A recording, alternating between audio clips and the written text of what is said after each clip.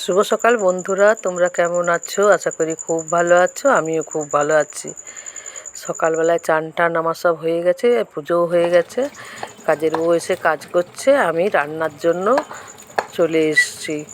আজকে আমার এখানে একটা ছেলের বিয়ে, সে আমার হাতে খাবে, খেয়ে বিয়ে করতে যাবে। ওদের ওইরকম নিয়ম আছে, ব্রাহ্মণ বাড়ির খাবার খেয়ে তারপরে বিয়ে করতে যায়।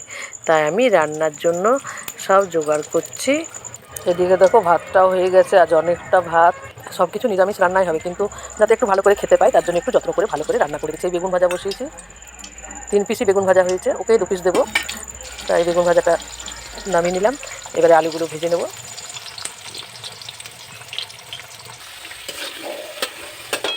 আলু ভাজাটা হয়ে গেছে, আলু ভাজাগুলো বসিয়ে দিয়েছি। আলুগুলো ভেজে নেব। ভাজাভুজিগুলো ওর মতনই করছি, একটু আধটু হয়তো বেশি হবে। আমাদের হয়তো একজন আলু ভাজা নেবে, কেউ হয়তো একটা বেগুন ভাজা নেবে, এইভাবে অল্প অল্প করেই করছি, কেন সময়ের ব্যাপারটা তো আছে। বেশি বেশি করে কাটলে তো রান্না করতেও একটু বেশি দেরি হবে, তাই ভাজাভুজিগুলো ওর মতোই করে দিচ্ছি।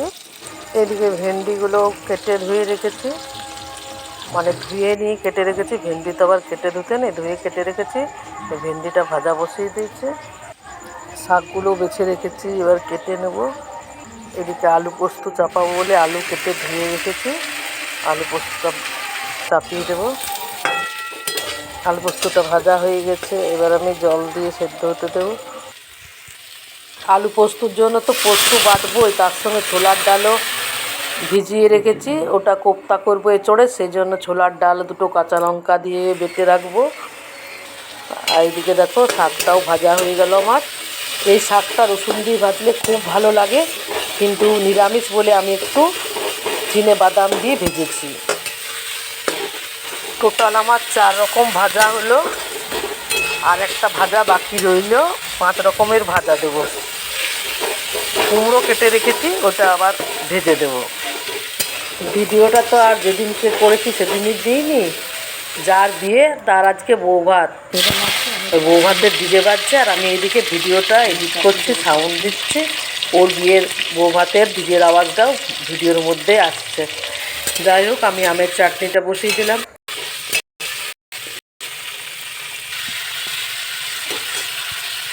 যেমন করে চাটনি সবসময় সেরকমই করেছি। কালো জিরে ফোড়ন দিলাম, শুকনো লঙ্কা ফোড়ন দিলাম। এবারে নুন হলুদ দিয়ে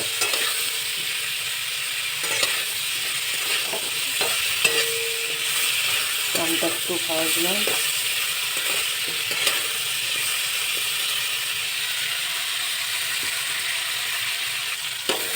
ভাজতে ভাজতে একটু বলবে, আর চাটনি হয়ে গেল।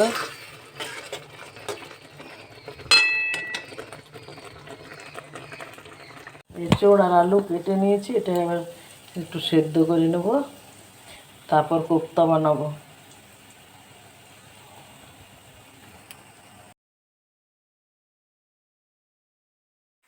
এঁচড় আর আলুটা সেদ্ধ হয়ে গেছে, এগুলো এবার আমি ঠান্ডা করে নিয়ে আর চটকে নেব। এখন গরম আছে।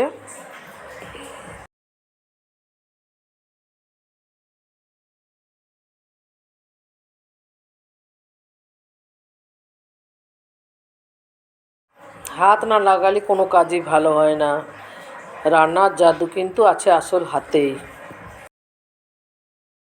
আলু আর এঁচড়টা ম্যাশ করে নিয়েছি। এবার ছোলার ডাল যেটা আমি বেটে রেখেছিলাম সেটা এর সঙ্গে মেশাবো। চাইলে এর সঙ্গে পেঁয়াজ কুচিও দিতে পারা যায়, কিন্তু আমাদের নিরামিষ রান্না, তাই দেব না। পেঁয়াজ ছোট্ট ছোট্ট করে কুচি করে দিলে টেস্টটা বাড়বে।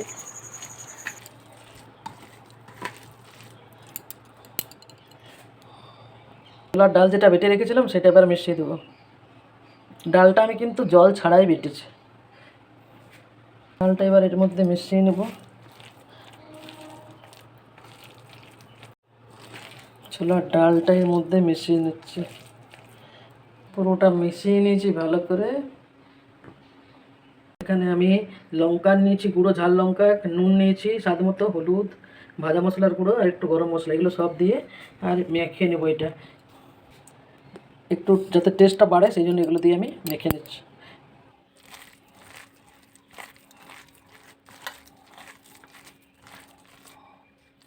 একটু বাদাম ভাজা দিয়ে দিচ্ছি। বাদামগুলো আর ভাজা করে রেখেছি। কোপ্তাগুলো সব আমার বড়া হয়ে গেল।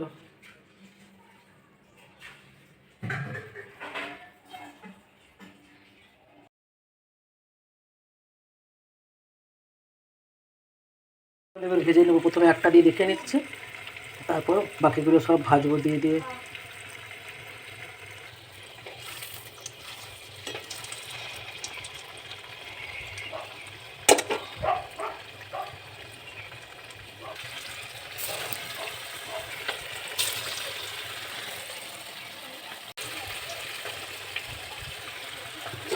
এবার আমি আঁচটা মিডিয়াম করে দিয়েছি।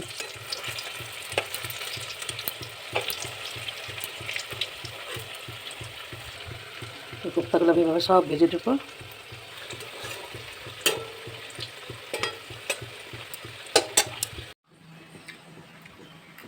ঠিকই আছে গো।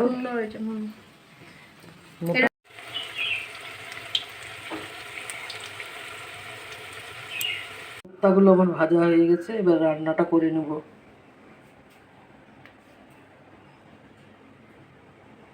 তেলে আমি জিরা আর তেজপাতা ফোড়ন দিলাম। টমেটো বেটে রেখেছিলাম সেটা এবার দিই।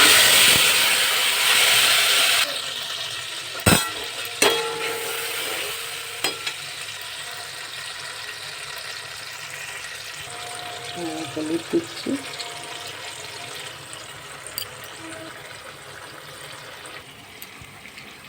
পোস্ত, বাদাম, লঙ্কা, আদা এটা দিয়ে দেবো এবারে। শুকনো মশলাগুলো সব ভেজে নিয়েছি, তেল ছেড়ে দিয়েছি। এবার এই বাটা মশলাটা দিয়ে দিলাম। এটাকে নেড়ে করে নিচ্ছি।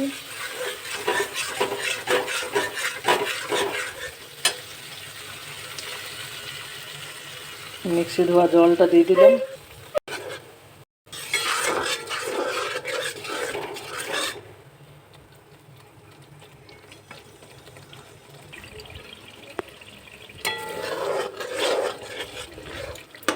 মশলাটা আমার পুরো কষা হয়ে গেছে, তেল বেরিয়ে গেছে। এবার একটু এর মধ্যে দই দিয়ে দেবো।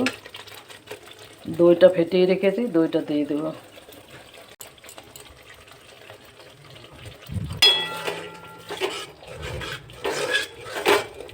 নিরামিষ রান্না তো একটু দিতেই হবে, নাহলে টেস্টটা আসবে না। চাইলে আপনারা একটু ফেস ক্রিম দিতেই পারেন। দইটা দিয়েছি, রান্নাটা ব্যালেন্স রাখার জন্য একটু চিনি দিলাম। ঝোলটা ফুটুক, কোপ্তাগুলো দিয়ে দেবো। ঝোলটা পুরো ফুটে উঠেছে। এবার আমি কোপ্তাগুলো দিয়ে দেবো।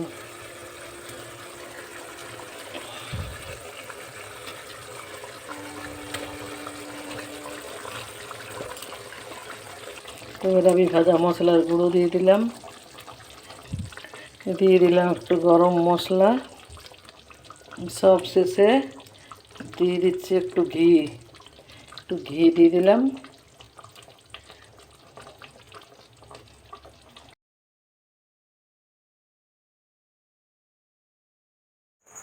কোপ্তা কারি আমার রেডি হয়ে গেছে।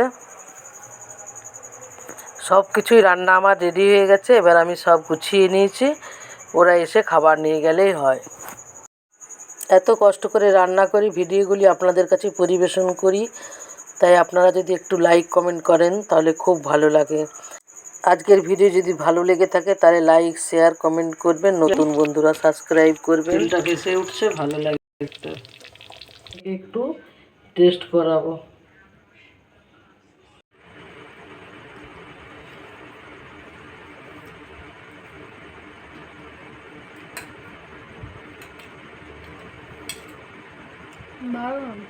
ভালো আছে।